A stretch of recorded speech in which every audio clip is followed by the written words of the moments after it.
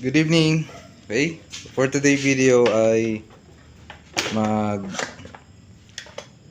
tatanggal tayo ng stator, ASI o yung ating generator dito sa ating Honda DMX Supremo.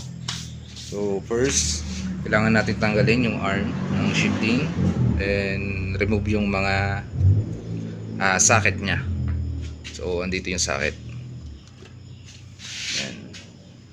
Ano mo lang yan. Tatanggalin. Itong lock na to. Ayan. Yun. Then, yan. Angat mo lang tong cover na to. Angat mo siya. Yan.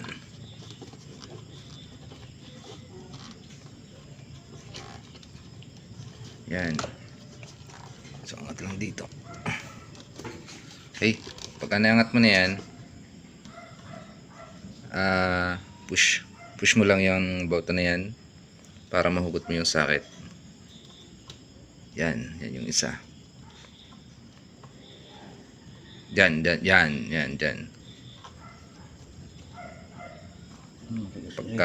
Pagka medyo matigas, gamitan mo siya ng flat screw.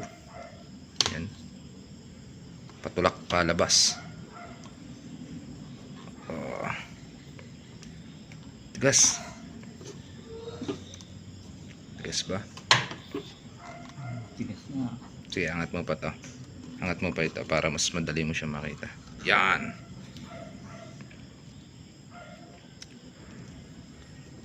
Yun. Opya, kamay.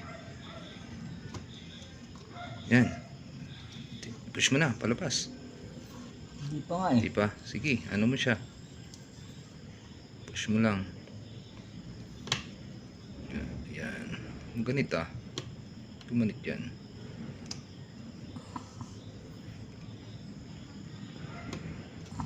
Yan. Gumanit. So, kailangan lang nating straight yung mismong socket. Then, push. Okay, yun. Ito nyo ba? Kasi pagka naka-bend yan, lalong kakapit yung pinaka-lock dito sa ating socket. So ito yung stator socket. So, naka full wave siya, naka 3 phase yellow. Ito naman ay sa kanyang pulsar.